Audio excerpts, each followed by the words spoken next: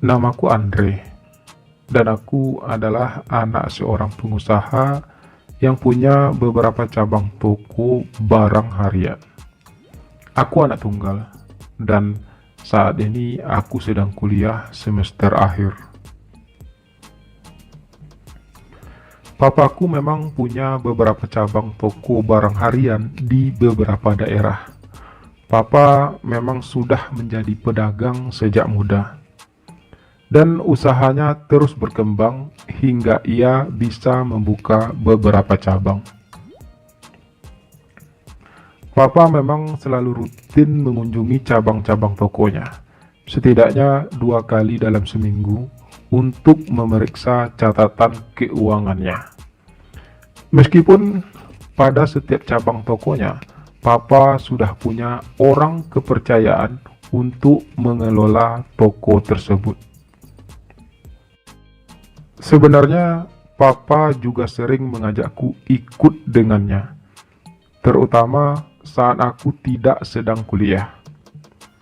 Tapi selama ini, aku selalu menolak, karena aku memang tidak tertarik dengan dunia dagang.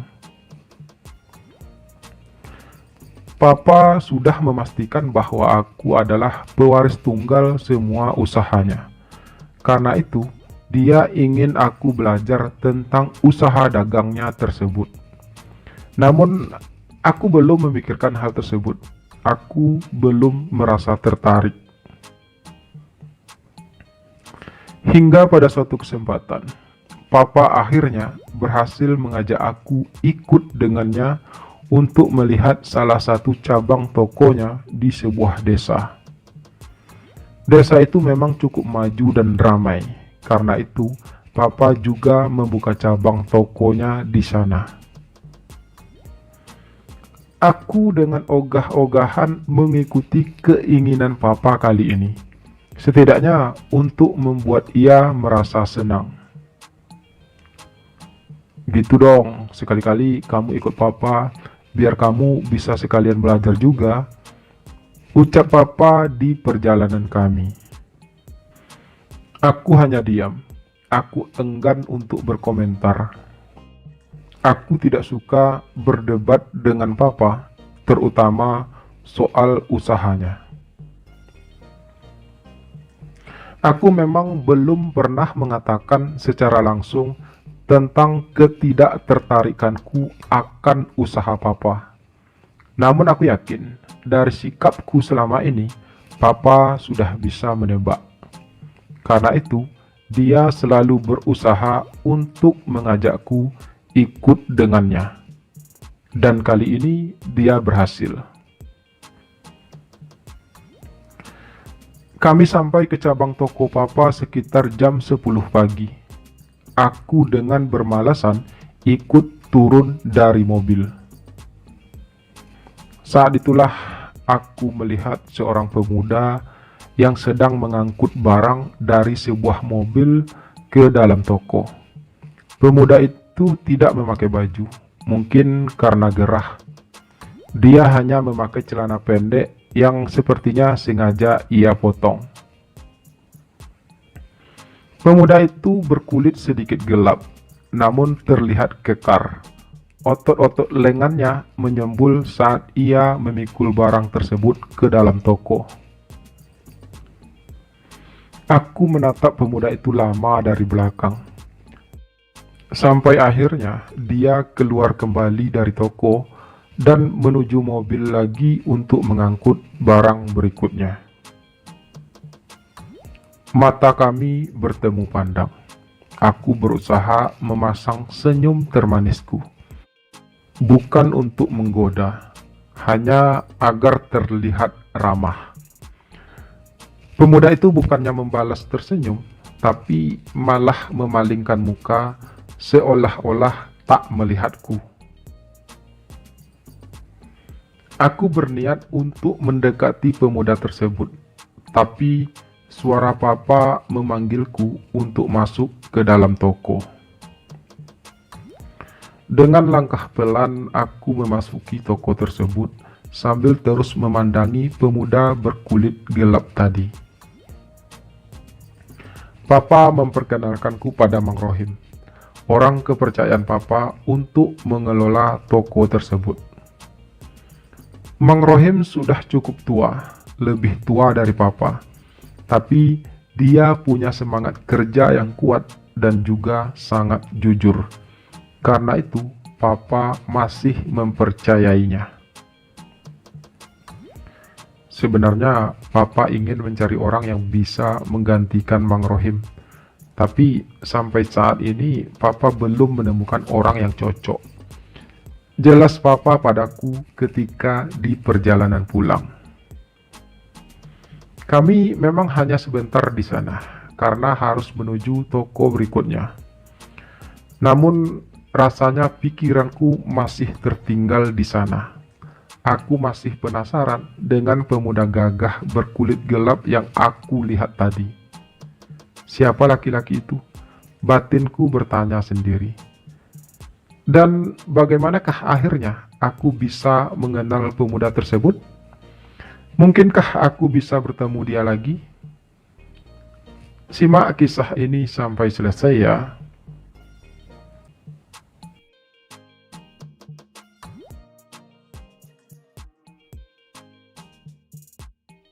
Dua hari kemudian, aku nekat mendatangi desa tempat salah satu toko Papa tersebut sendirian. Aku masih penasaran dengan pemuda gagah berbadan gelap tersebut. Dua malam ini, pikiranku selalu dihantui oleh wajah pemuda tersebut. Aku selalu memikirkannya, yang membuatku jadi susah tidur. Apa yang aku rasakan sebenarnya? Mungkinkah aku telah jatuh hati pada pandangan pertama? Semudah itukah aku untuk jatuh cinta? Berbagai pertanyaan terus menghantui pikiranku yang membuatku akhirnya nekat untuk datang menemui pemuda tersebut. Sesampai di sana, Mang Rohim menyambutku. Aku beralasan kepada Mang Rohim kalau aku hanya mampir di toko sebentar. Aku melihat pemuda itu sekali lagi. Ia masih tak memperhatikanku. Itu siapa, Mang? Tanyaku akhirnya kepada Mang Rohim sambil menunjuk ke arah pemuda tersebut. Oh, dia Akmal. Dia buruh angkut di toko ini. Sekalian bantu-bantu saya untuk menyusun barang dagangan di dalam toko. Jelas Mang Rohim. Selain Mang Rohim dan Akmal yang disebutkan Mang Rohim tadi, juga ada dua karyawan lainnya yang bekerja di toko tersebut. Mereka sudah punya tugas masing-masing. Apa dia pekerja baru? Tanyaku lagi. Bukan, Akmal sudah lama bekerja dengan saya. Jawab Mang Rohim. Dia asli orang sini. Aku bertanya kembali. Iya, dia pemuda sini.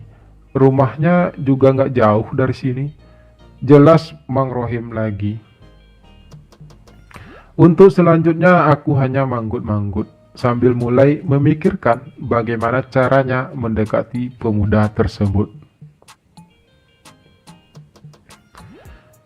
Saya boleh pinjam dia sebentar, Mang Rohim? Ucapku tiba-tiba setelah mendapatkan sebuah ide. Pinjam? Pinjam untuk apa? Tanya Mang Rohim dengan wajah herannya mendengarkan kalimatku barusan. Maksudku, aku ingin minta tolong ditemani ke kota sebentar. Nanti aku antar lagi Akmal ke sini. Jelasku berusaha bersikap sewajar mungkin. Oh, Mang Rohim membulatkan bibir. Nggak apa-apa, hari ini juga nggak ada barang datang, jadi Akmal tidak terlalu sibuk. Nah, Andre bawa aja. Lanjut Mang Rohim. Tapi, apa dia mau, Mang? Tanyaku ragu. Mang Rohim menyadari keraguanku. Dia pun berteriak memanggil pemuda tersebut yang berada di luar toko. Pemuda itu bergegas mendatangi kami. Ia melirikku sekilas, lalu berpaling muka lagi. Ada apa, Mang? tanya pemuda itu. Untuk pertama kalinya aku mendengar suaranya.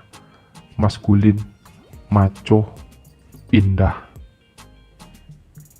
Ini Na Andre, putranya Pak Broto, pemilik toko ini. Jelas Mang Rohim. Dia minta tolong sama kamu untuk menemaninya ke kota sebentar. Nanti dia antar kamu lagi ke sini. Lanjut Mang Rohim. Pemuda itu menatapku lagi. Kali ini lebih lama. Ngapain ke kota lagi? Bukannya kamu tadi juga dari kota? Pemuda itu bertanya padaku. Suaranya sedikit sinis. Aku hanya ingin menjemput sesuatu. Tadi ketinggalan. Jelasku sedikit tergagap. Pemuda itu tidak berkata lagi, tapi ia terus memutar tubuh dan melangkah keluar. Sebenarnya dia pemuda yang baik, tapi wataknya emang sedikit keras. Mang Rohim berucap setelah Akmal berada di luar toko. Jadi pergi nggak? Suara teriakan Akmal terdengar dari luar. Aku segera melangkah keluar. Akmal sudah menunggu di dekat mobil. Aku membuka pintu dan masuk ke dalam mobil dengan perasaan yang tak karuan. Aku tidak tahu apa ideku ini layak aku teruskan atau aku harus berhenti sampai di sini. Ayo jalan. Suara Akmal mengagetkanku ketika akhirnya dia duduk di sampingku. Perasaanku semakin tak karuan. Dadaku berdebar hebat. Aku memang telah jatuh hati pada Akmal. Aku bisa merasakan hal itu. Aku melirik sekilas ke arah Akmal, lalu mulai menghidupkan mesin mobil dan menjalankannya dengan perlahan. Akmal memang tidak terlalu tampan, tapi dia punya raut wajah yang tegas. Hidungnya bengir, tatapan matanya sendu, dagunya lancip dengan rahangnya yang kokoh. Terlepas dari itu semua, postur tubuhnya yang gagah dan kekar itulah yang membuatku jatuh hati padanya. Kenapa kamu gak pergi sendiri aja sih? Tanya Akmal memecah kesunyian saat mobil sudah meninggalkan desa tersebut. Kenapa kamu begitu angkuh? Aku bertanya tanpa mempedulikan pertanyaannya barusan. Saya angkuh, balas Akmal dengan kening mengerut. Bukannya kamu yang angkuh, anak orang kaya yang manja. Kebanyakan orang-orang kaya itu yang angkuh. Lanjutnya dengan nada sinis. Apa saya terlihat angkuh? Sejak pertama kali melihat kamu, aku berusaha tersenyum. Kamu malah memalingkan muka dariku. Ucapku membalas. Saya tidak suka direndahkan. Ucap Akmal datar. Saya tidak merendahkan kamu. Saya hanya mencoba untuk ramah. Balasku sedikit sengit. Biasanya orang-orang kaya yang datang ke tempat kami selalu memandang orang sepertiku ini rendah. Balas Akmal tajam. Tidak semua orang kaya seperti itu, balasku. Mungkin kamunya aja yang berlebihan, atau kamu punya trauma berurusan dengan orang kaya. Lanjutku sedikit bertanya. Kali ini Akmal terdiam. Dia terdengar menarik napas beberapa kali, kemudian menghempaskannya dengan berat. Kita mau kemana sebenarnya? Kenapa dari tadi kita hanya keliling-keliling gak jelas? Suara Akmal berat. Aku tidak bisa menjawab. Aku juga tidak tahu mau membawa Akmal kemana. Tadi aku hanya berpikir untuk membawanya berjalan-jalan sambil sedikit mengobrol. Aku memang berniat untuk mengenal Akmal lebih dekat. Namun sikap angkuh Akmal cukup membuatku ragu. Aku tidak tahu harus memulai semuanya dari mana. Kalau kamu tidak punya tujuan yang jelas, lebih baik kita kembali aja ke desa. Suara berat Akmal terdengar lagi. Sebenarnya saya hanya pengen ngobrol sama kamu. Saya ingin mengenal kamu lebih dekat lagi. Ucapku akhirnya memberanikan diri. Sejak pertama melihat kamu waktu itu, aku jadi penasaran sama kamu. Lanjutku lagi. Maksud kamu apa? Aku gak ngerti. Balas Akmal. Ya, aku pengen kenal kamu lebih dekat. Mungkin kita bisa jadi teman. Ucapku kemudian. Apa untungnya bagi kamu? Tanya Akmal. Suaranya masih terdengar sinis. Bisa nggak kamu memandang orang tidak dari sisi negatifnya? Tanyaku kasar. Saya nggak cari keuntungan apapun dengan berteman sama kamu. Lanjutku. Wajar kan kalau aku berpikir negatif? Bukannya aneh, tiba-tiba saja kamu ingin berteman dengan orang sepertiku. Apa kamu sudah kekurangan stok teman di kota atau di kampusmu? Timpal Akmal cepat. Mungkin aneh bagi kamu, tapi aku hanya mengikuti naluriku sebagai sebagai seorang laki-laki. Balasku kehabisan kata-kata. Aku hampir saja keceplosan.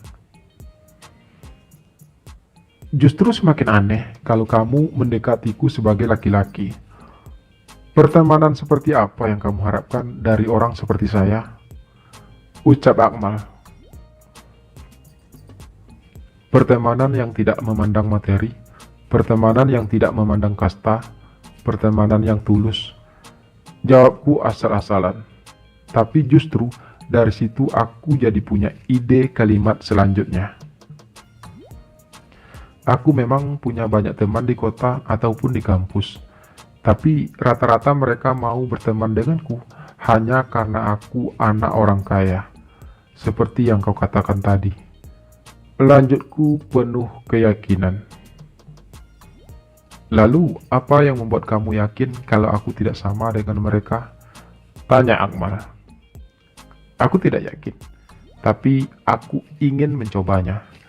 Jawabku lugas.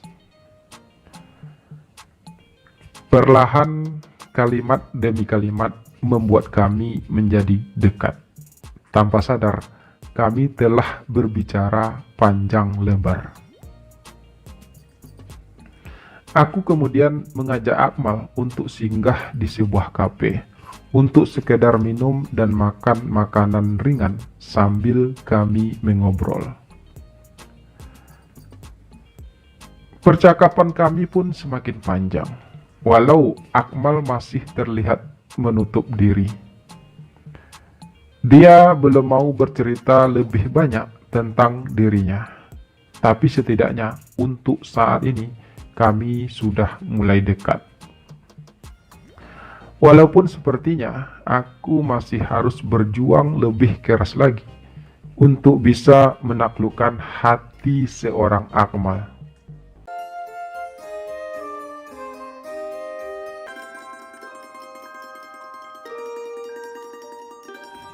Hari-hari selanjutnya, aku semakin sering menemui Akmal. Aku selalu mencari kesempatan untuk bisa datang ke desanya. Aku bahkan meminta Papa untuk mempercayakan cabang tokonya di desa itu kepadaku. Papa dengan cukup berat pun akhirnya setuju, sehingga aku jadi punya banyak alasan dan kesempatan untuk datang menemui Akmal. Walaupun setelah berbulan-bulan kami saling kenal, Akmal masih cukup tertutup padaku, terutama menyangkut cerita pribadi hidupnya.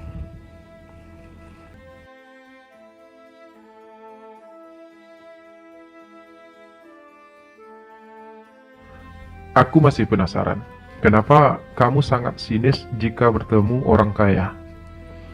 Tanyaku suatu hari pada Akmal saat untuk kesekian kalinya aku datang menemuinya. Aku punya masa lalu yang rumit dengan orang kaya, Bang Andre, ucap Akmal membalas. Akmal memang akhirnya memanggilku Bang, karena ternyata usianya masih muda 3 tahun dariku. Masa lalu yang rumit seperti apa? Tanyaku ingin tahu. Panjang ceritanya, Bang. Takutnya abang bosan mendengarkannya, balas Akmal. Kamu cerita aja, Mal. Aku siap kok mendengarkan cerita apapun dari kamu, ucapku yakin. Aku memang merasa bahagia bisa dekat dengan Akmal. Aku selalu suka bercerita dengannya. Aku suka mendengarkan ia bercerita. Dengan perasaan berat, Akmal pun mulai menceritakan cerita perjalanan hidupnya dari masa lalu yang ia alami. Dan beginilah kira-kira cerita Akmal padaku. Namaku Akmal. Aku lahir dari keluarga yang sangat sederhana. Bahkan boleh dibilang cukup miskin.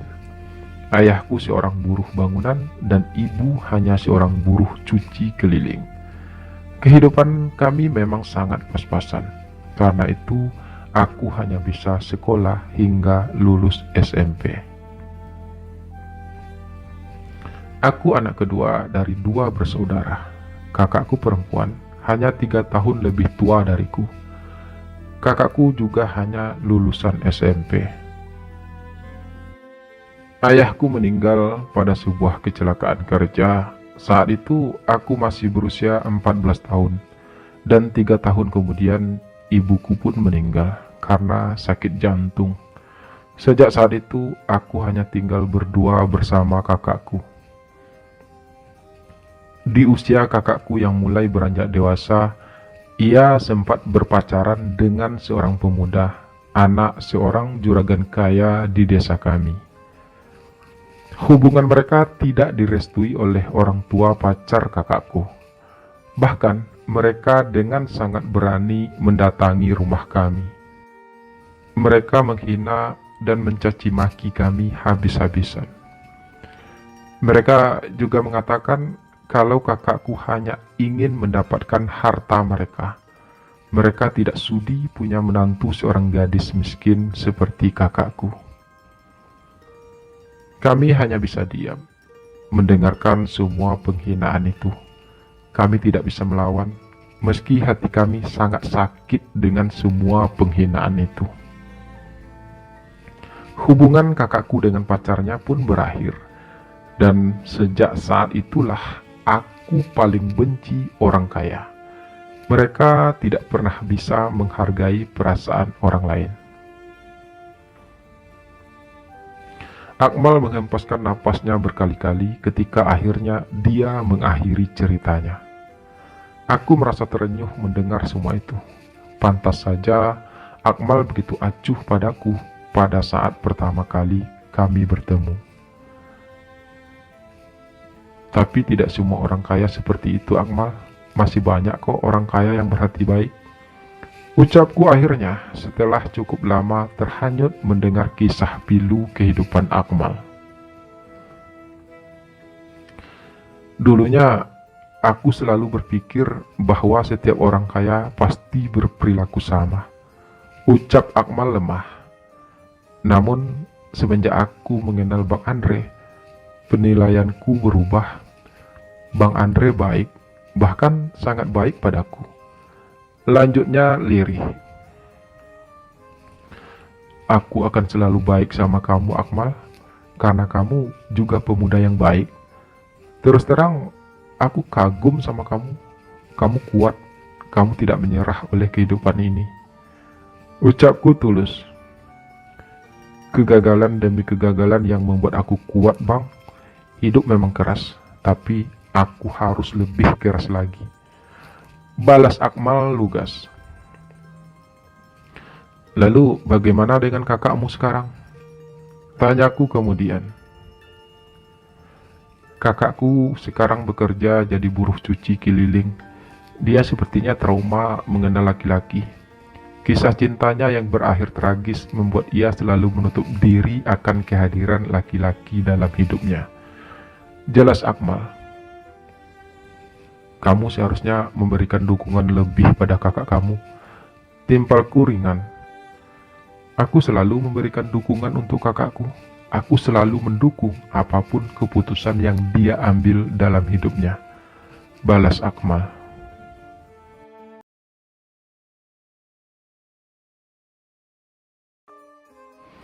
Aku dan Akmal semakin dekat dan akrab. Hampir setiap hari, kami selalu bersama. Berbagi cerita, bercanda, dan tertawa bersama. Aku merasa bahagia dengan semua itu. Kedekatanku dengan Akmal adalah jalan bagiku untuk bisa merebut hatinya. Jadi selama ini kamu belum pernah pacaran? Tanyaku pada Akmal di suatu senja. Semenjak aku mendengar penghinaan terhadap keluarga kami oleh orang tua pacar kakakku, aku jadi ikut trauma untuk dekat-dekat dengan perempuan. Aku tidak ingin kejadian yang menimpa kakakku juga akan menimpaku. Jawab Akmal lirih. Tapi sebagai laki-laki, kamu secara fisik sangat menarik loh Mal. Kamu juga cowok yang baik, rajin, dan bekerja keras. Pasti banyak cewek-cewek yang suka sama kamu. Ujarku pelan, sengaja memujinya. Aku tidak pernah memikirkan hal itu Bang. Aku lebih fokus untuk bekerja. Aku harus bekerja keras untuk mengangkat derajat hidup keluarga kami. Balas Akmal. Tapi kalau hanya bekerja sebagai buruh angkut, bagaimana hidupmu akan membaik? Ucapku hati-hati, takut Akmal akan tersinggung. Ya, aku tahu. Tapi aku tidak ingin selamanya seperti ini. Aku ingin berubah. Hanya saja sampai saat ini, hanya pekerjaan inilah yang bisa aku lakukan. Balas Akmal sedih. Mang Rohim, orang kepercayaan Papa di toko, sudah lama ingin berhenti dari pekerjaannya. Namun, Papa belum menemukan orang yang tepat untuk menggantikannya. Jadi, aku menawarkan pada Papa untuk kamu bisa menggantikan posisi Mang Rohim, agar kamu bisa punya penghasilan yang lebih. Ucapku kemudian. Kenapa Bang Andre begitu baik padaku? Tanya Akmal setelah untuk beberapa saat ia terdiam mendengarkan kalimatku barusan. Kamu orang yang baik Akmal. Kamu rajin dan jujur. Aku rasa kamu adalah orang yang tepat untuk bisa menggantikan Mang Rohim. Balasku pelan. Itu bukan alasan mengapa Bang Andre begitu baik padaku. Aku tahu niat Bang Andre baik. Tapi aku tidak ingin terjebak dengan entah permainan apa yang sedang Bang Andre mainkan saat ini. Suara Akmal serak. Maksud kamu apa? Tanyaku penasaran. Aku memang orang kampung dan miskin Bang, tapi aku bukan orang bodoh. Aku yakin ada alasan lain yang membuat Bang Andre begitu baik padaku. Meski aku tidak tahu pasti apa itu. Jawab Akmal masih dengan suara serak. Aku hanya ingin membantu kamu Akmal. Tidak ada niat apa-apa di balik itu semua. Meski jujur saja, aku memang menyukai kamu. Aku mengagumi kamu. Dan bahkan mungkin aku telah jatuh cinta padamu. Bahkan sejak pertama kali aku melihat kamu. Ucapku berusaha untuk jujur. Tapi aku cukup sadar kalau kamu jelas tidak mungkin akan punya perasaan yang sama denganku.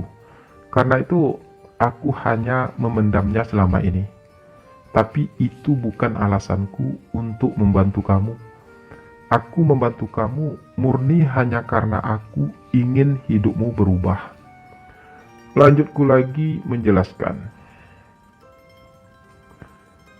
Apa yang membuat Bang Andre menyukai saya? Saya hanya seorang pemuda kampung yang miskin. Saya tidak punya apa-apa untuk dicintai. Suara Akmal pilu. Kamu punya banyak hal untuk dicintai, Mal. Kamu tampan dan gagah. Kamu juga baik, rajin, dan jujur. Balasku penuh perasaan mengungkapkan kekagumanku padanya. Tapi aku hanya lelaki miskin, Bang Andre.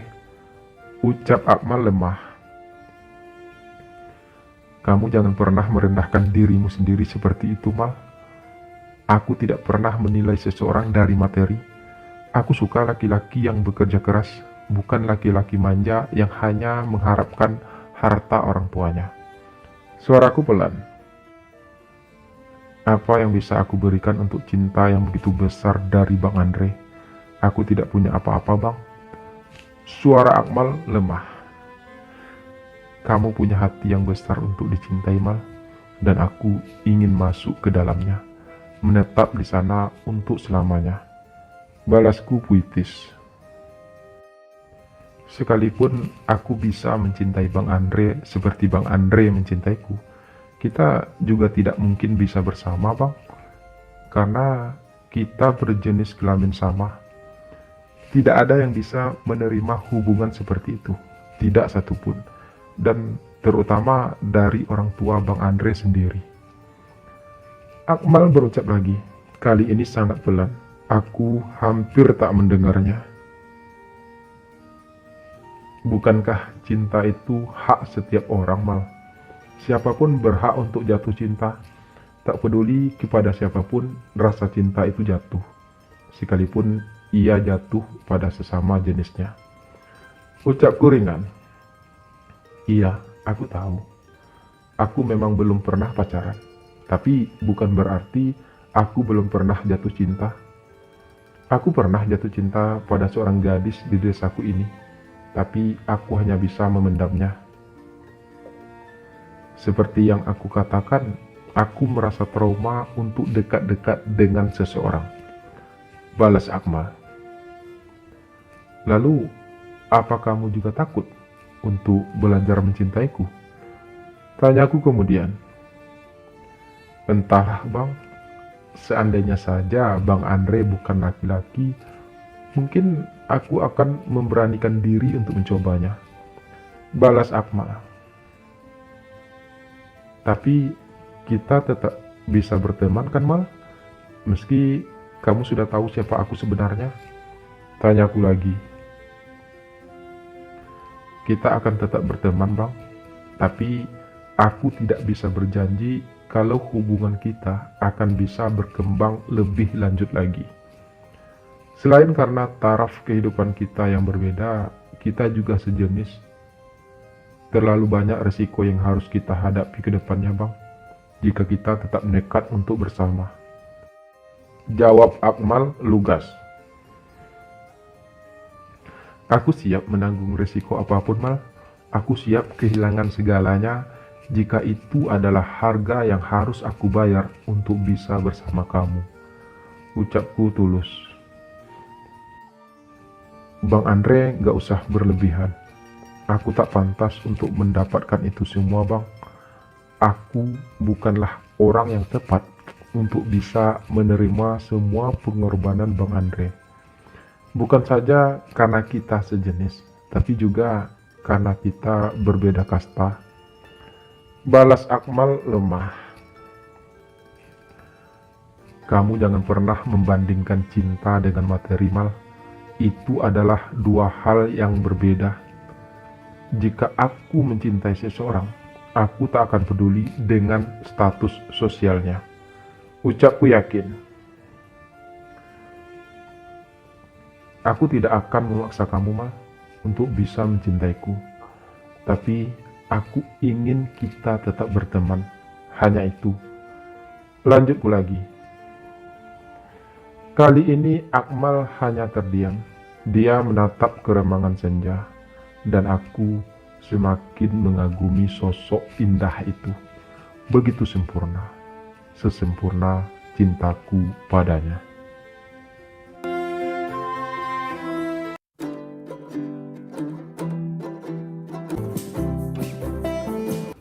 Setahun akhirnya berlalu. Aku sudah lulus kuliah, dan aku akhirnya menerima tawaran papa untuk mewarisi usahanya.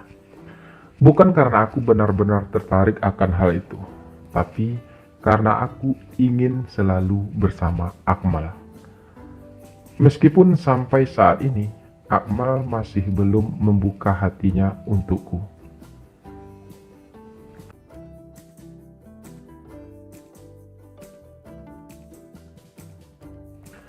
Aku memang berhasil membujuk Akmal untuk menerima tawaranku. Sekarang Akmal sudah jadi orang kepercayaanku di toko. Hidupnya juga sudah mulai membaik. Kakak perempuannya juga akan segera menikah dengan seorang laki-laki yang juga berasal dari desa itu. Makasih Bang Andre, Abang sudah sangat banyak membantuku selama ini, ucap Akmal suatu ketika. Kamu jangan terlalu memikirkan hal tersebut, Akmal. Sudah seharusnya aku melakukan hal tersebut untuk kamu. Kamu pantas mendapatkannya, balasku. Lalu bagaimana dengan Bang Andre sendiri? Apa yang bisa aku lakukan untuk Bang Andre? Tanya Akmal terdengar serius.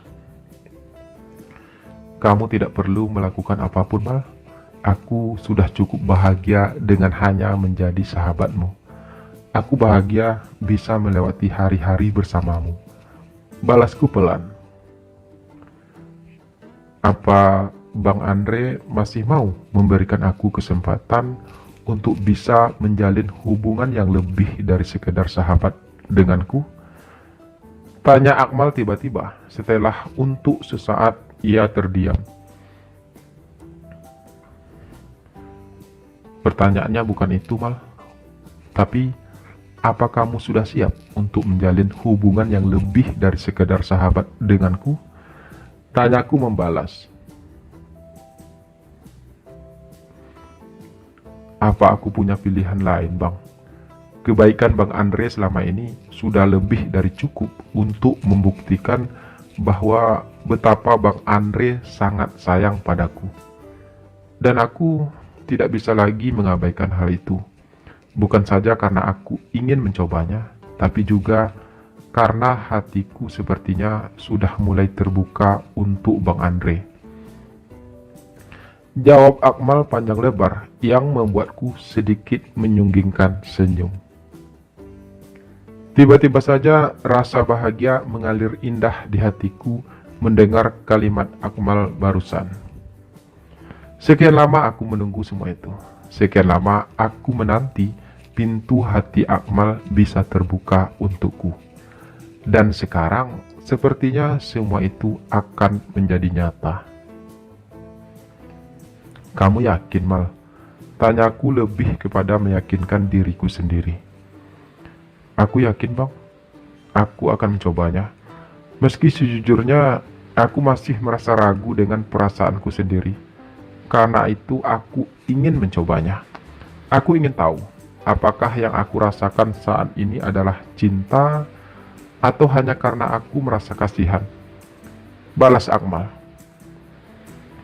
Kamu tidak perlu merasa kasihan padaku, Mal. Aku baik-baik saja. Meski jujur saja, aku memang sangat berharap bisa memilikimu lebih dari sekedar sahabat. Timpalku pelan. Mungkin lebih tepatnya bukan perasaan kasihan sih, Bang. Tapi mungkin karena aku merasa sudah berhutang budi banyak pada Bang Andre. Balas Akmal cepat. Apapun alasan kamu untuk mencobanya, Mal, aku ingin kamu melakukannya dari hati, bukan karena terpaksa. Ucapku kemudian. Iya, Bang Andre. Aku ingin mencobanya dan itu adalah dari hatiku yang terdalam. Balas Akmal terdengar yakin. Jadi mulai saat ini kita bukan lagi hanya sekedar sahabat, kita pacaran.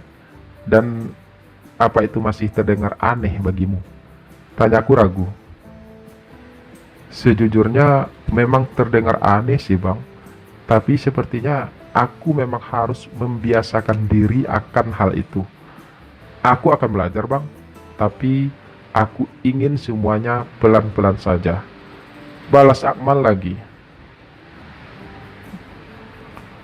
Iya Mal, aku juga nggak mau buru-buru. Kita lewati saja semuanya apa adanya. Dan biarkan perasaan kita berkembang dengan kebersamaan kita. Ucapku lagi.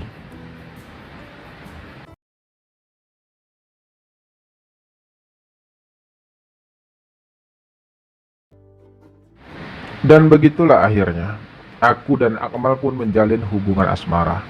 Namun, hubungan kami tetaplah hanya sebuah rahasia. Tidak ada yang tahu, kecuali kami berdua.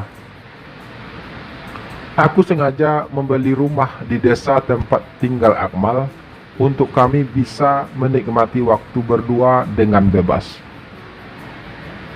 Hampir setiap malam kami bersama, memadu kasih, berbagi cerita, dan saling bermesraan.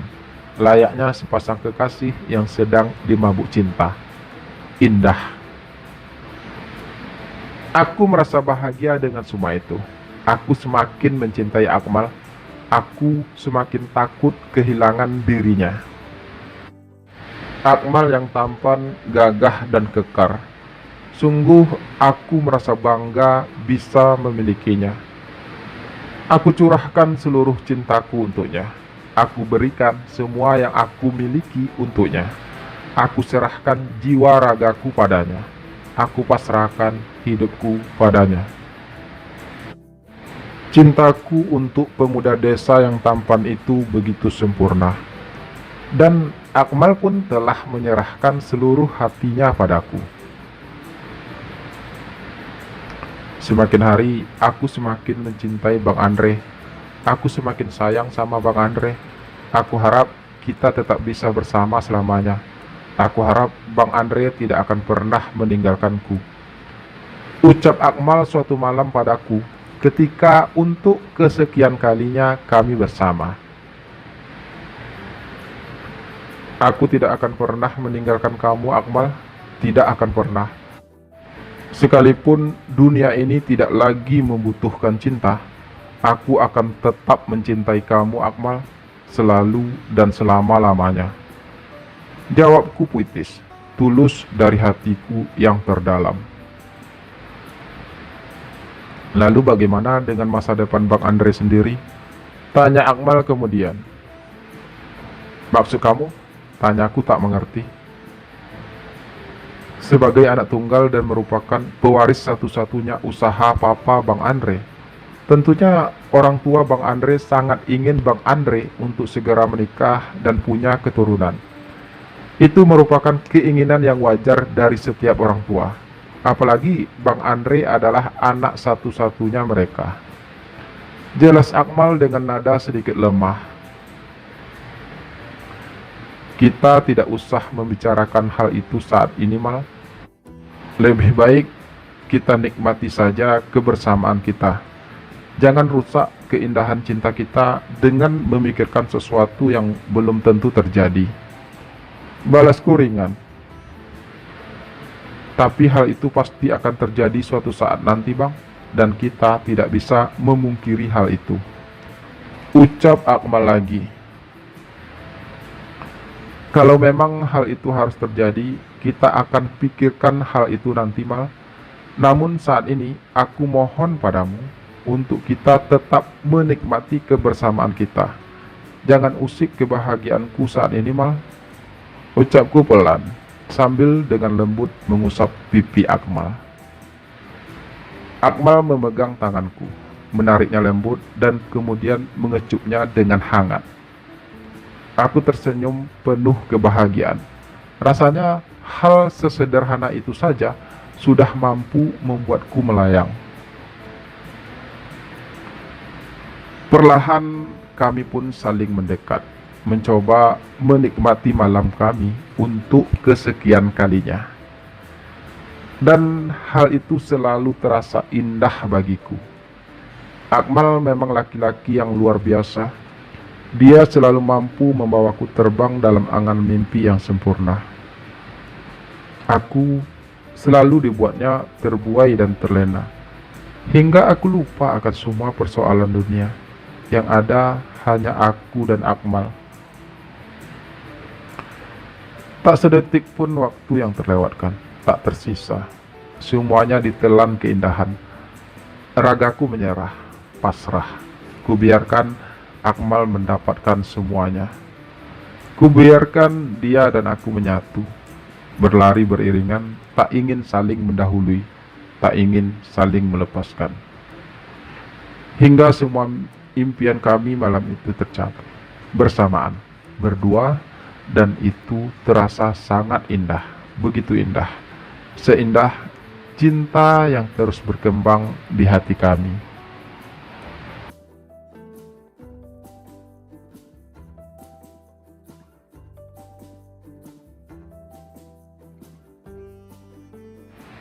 Begitulah hari-hari yang kami lalui bersama.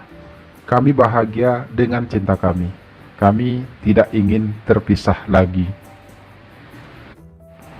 Hingga hampir setahun hubungan kami terjalin. Tidak pernah ada masalah apapun di antara kami. Semuanya berjalan dengan indah. Bahkan terlalu indah untuk diungkapkan dengan kata-kata. Namun hubungan indah kami sepertinya mulai mendapatkan sandungan.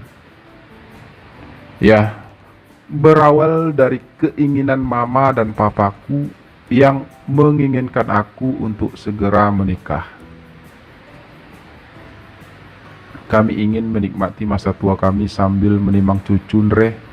Begitu ucap mama beralasan untuk aku segera menikah. Tapi aku masih 27 tahun, Ma. Aku masih belum memikirkan hal itu untuk saat ini. Timpalku. Usia 27 tahun itu sudah matang loh, Andre. Kamu juga sudah punya pekerjaan yang mapan. Kamu mau tunggu apa lagi? Kalau kamu kesulitan mencari pendamping hidup, Mama ada calon buat kamu. Ucap Mama lagi. Saya nggak suka dijodohkan, Ma. Saya masih bisa mencari pasangan saya sendiri. Balasku sedikit sengit. Tapi nyatanya sampai saat ini, kamu belum pernah memperkenalkan satu perempuan pun pada Mama. Balas Mama cepat. Kan udah saya bilang, Ma, untuk saat ini saya memang belum memikirkan hal itu. Saya masih butuh waktu, Ma. Jadi Mama dan Papa sabar ya. Ucapku akhirnya. Mama akan beri kamu waktu, Nreh. Tapi jika dalam 1 tahun ini kamu belum juga menemukan pasangan kamu, Mama akan ambil tindakan sendiri. Ucap Mama tegas. Setelah berkata demikian, Mama pun pergi meninggalkanku sendirian. Tiba-tiba saja aku menjadi dilema, sungguh sebuah pukulan yang berat bagiku. Aku tak ingin menikah dengan siapapun kecuali dengan Akmal, orang yang sangat aku cintai saat ini. Namun, siapa yang bisa menerima hubungan kami? Tidak seorang pun yang akan menyetujuinya, apalagi Mama dan Papa. Mereka pasti akan menghujatku jika mereka tahu kalau aku menjalin hubungan asmara bersama Akmal. Tapi aku tidak bisa mencintai siapapun lagi kecuali Akmal. Hatiku sudah dipenuhi oleh namanya, dan aku tidak ingin menggantikannya dengan siapapun.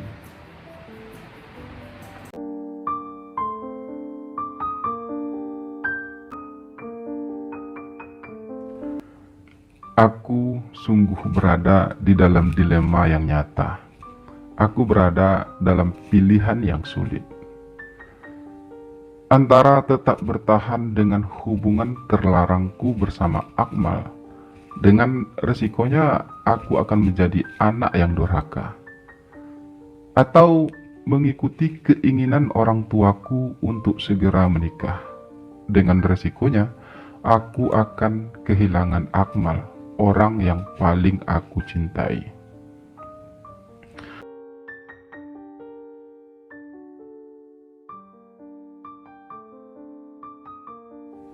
Bukankah dulu aku pernah mengatakan hal ini pada Bang Andre, tapi Bang Andre tak pernah menganggapnya serius. Dan sekarang semuanya terjadi kan? Ucap Akmal ketika akhirnya aku menceritakan semuanya padanya. Aku terlalu mencintai kamu, Mal. Karena itu aku tidak ingin memikirkan hal tersebut.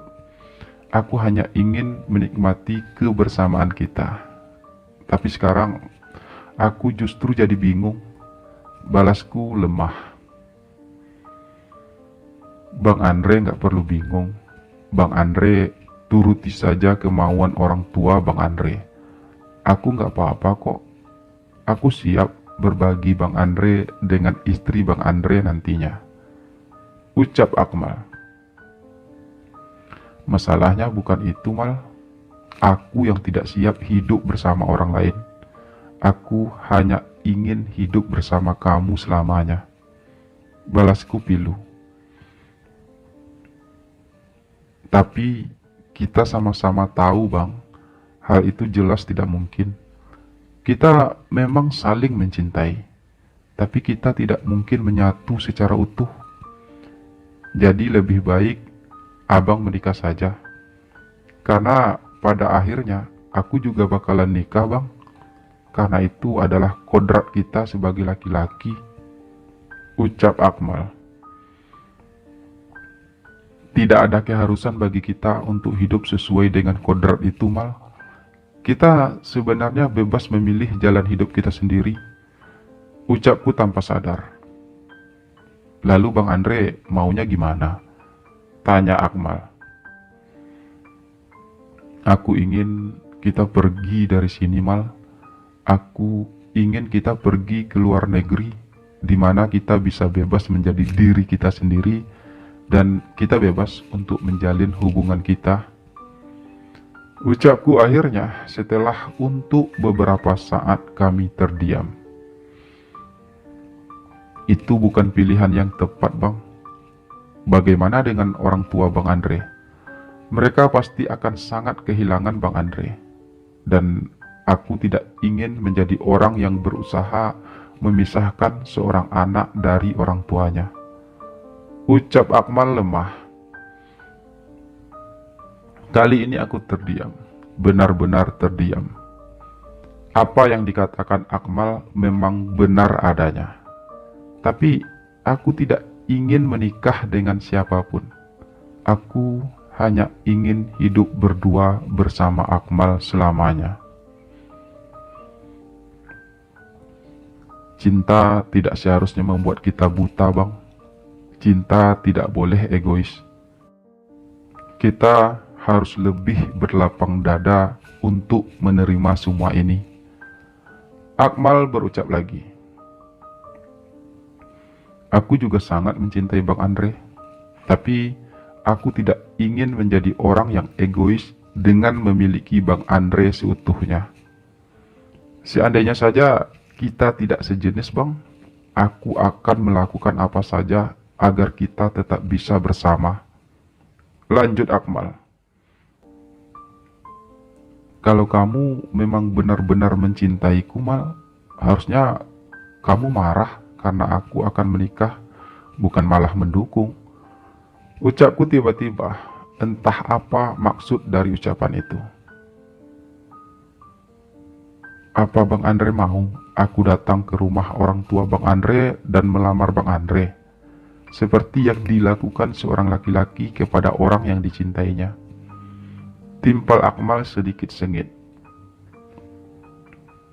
Jika itu bisa membuktikan bahwa betapa aku mencintai Bang Andre, aku akan melakukannya. Lanjutnya tegas. Bukan itu maksudku, Mal. Aku juga gak mau orang tuaku tahu tentang hubungan kita. Itu merupakan hal yang sangat memalukan. Tapi, apa kamu gak ingin menerima tawaranku untuk kita pindah ke luar negeri? Balasku ringan. Aku ingin, Bang, tapi apa abang tidak memikirkan perasaan orang tua abang? Hal itu terlalu besar risikonya, Bang. Dan aku takut pilihan itu pada akhirnya akan menghancurkan hidup kita. Timpal Akmal lagi. Hidup kita sudah terlanjur hancur, Mal. Suaraku serak. Aku merasakan mataku memerah. Perih sekali rasanya hatiku. Belum, Bang. Hidup kita belum hancur. Kita masih punya pilihan lain, ucap Akmal. Pilihan apa yang kita punya saat ini, Mal? Tanyaku dengan nada lirih. Aku merasakan setetes air hangat mengalir di pipiku tiba-tiba. Bang Andre menikah dan kita tetap bersama. Itu pilihannya, Bang. Pilihan yang tidak menyakiti siapapun, ucap Akmal, suaranya ikut serak. Tapi itu menyakiti kita berdua, Mal. Aku berujar sambil mengusap pipiku sendiri, berusaha menghapus tetesan air mataku yang terus mengalir. Itulah cinta, Bang. Tingkat tertinggi dari mencintai adalah merelakan. Kita memang terluka, tapi kita tidak saling menyakiti. Dan itu jauh lebih baik daripada harus mengorbankan hubungan Bang Andre dengan orang tua Bang Andre. Balas Akmal terdengar sangat bijak. Dan aku tersentuh. Jika Akmal yang bahkan jauh lebih muda dariku bisa berpikiran seperti itu, kenapa aku masih begitu bersikeras untuk mempertahankan egoku?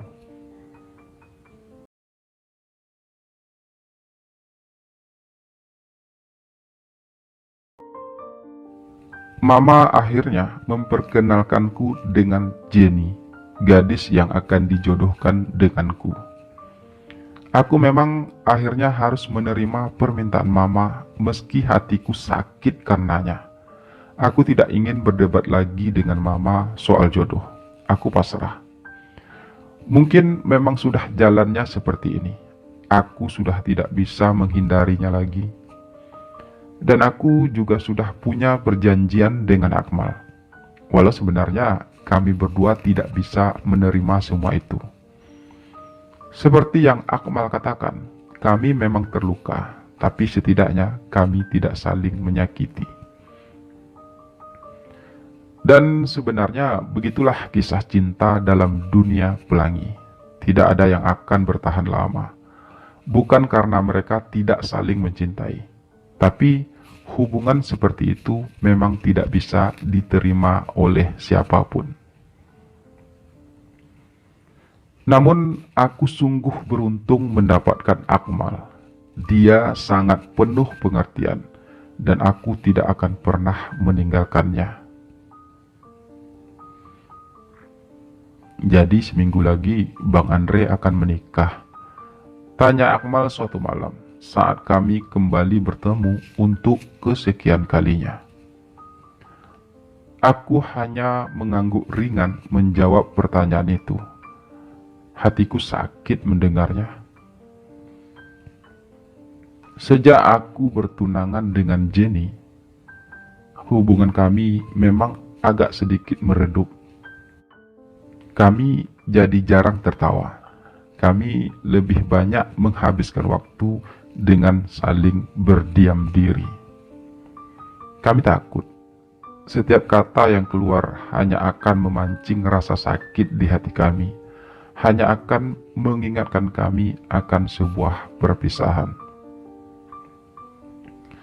Kita akan tetap bersama, Mal. Aku akan selalu ada untukmu.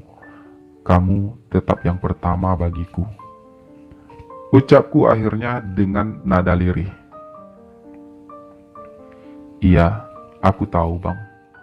Aku hanya ingin memastikan seberapa besar sebenarnya luka yang aku rasakan saat ini. Ucap Akmal lagi, suaranya parau. Kamu jangan berkata seperti itu, Mal. Aku sakit mendengarnya. Balasku ikut parau. Kita sudah janji tidak akan membahas hal ini lagi, Mal. Lanjutku lagi. Iya, Bang. Aku minta maaf. Mungkin memang untuk sementara kita tidak usah bertemu dulu. Setidaknya sampai kita benar-benar bisa menerima semua kenyataan ini. Balas Akmal masih dengan suara parau. Tapi aku masih ingin terus bersama kamu, Mal. Ucapku pilu. Aku mohon, Bang. Kalau Bang Andre memang benar-benar mencintaiku, biarkan untuk sementara aku sendiri dulu. Ucap Akmal sedikit memohon. Aku jadi tidak tega mendengarnya. Karena itu, aku pun menyetujui permintaan Akmal tersebut. Apalagi, aku juga butuh waktu untuk mempersiapkan pernikahanku. Kami pun memutuskan untuk tidak bertemu sementara waktu.